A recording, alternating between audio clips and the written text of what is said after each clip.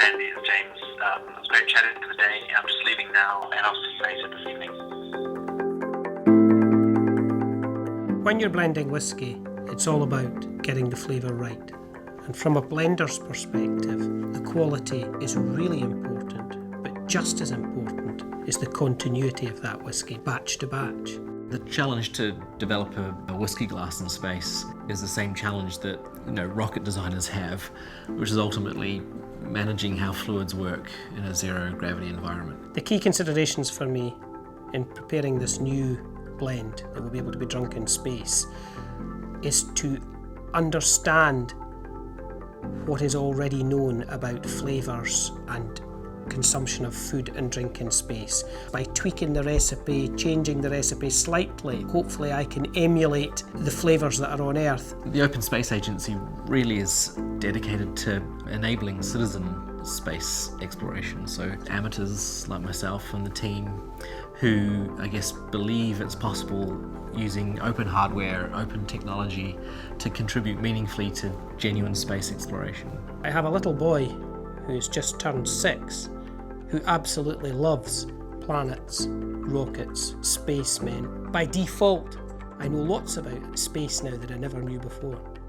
There are only 350 people that have ever visited space, but over the next decade or so, this is going to explode with space tourism and private space travel. It's not just about engineering, it's not just about function. Now we have to design for aesthetics, for connoisseurship, for end of life. And the space glass is an example of this new era of space design.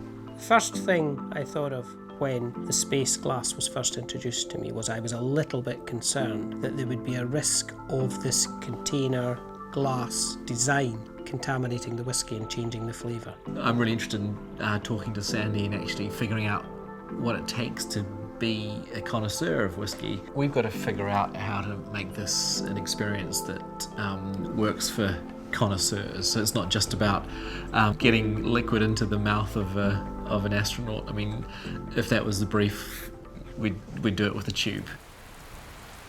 What do you perceive as the big difference between drinking something in space and drinking something on Earth? The fluids in your body get redistributed.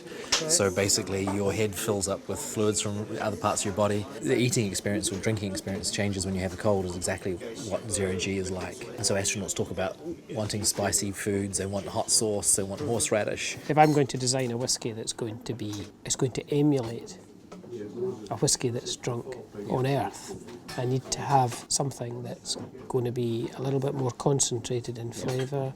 It's going to have a bit of a sort of spicy tang to it. A glass is a really, really personal thing. I like one that I drink and I can get my whole nose into. You know, if it's a very small aperture on the glass, as you drink that, your nose is not getting, your nose is outside the diameter of the glass. So it's not getting the flavours through your olfactory system as well as your taste when you're drinking it. We were sort of conscious of the drinking experience, and so where the lip sits is actually going to be a metal sort of lip piece, lip rest. And so basically you'll still get that sort of cold temperature. Pressure is on you now to design something that's going to complement all the wonderful flavours of Ballantines, but with a little bit of zero gravity and space thrown in for good measure. And you've got to design a space whisky. Yes. With any design challenge, there's always that feeling of excitement we get when you're asked to solve a question where there isn't an answer yet. I think this glass is going to be a genuine contribution to the space program. That would be a fabulous prospect of my little boy being able to go to space and enjoy a Ballantines that I had laid down many, many years before.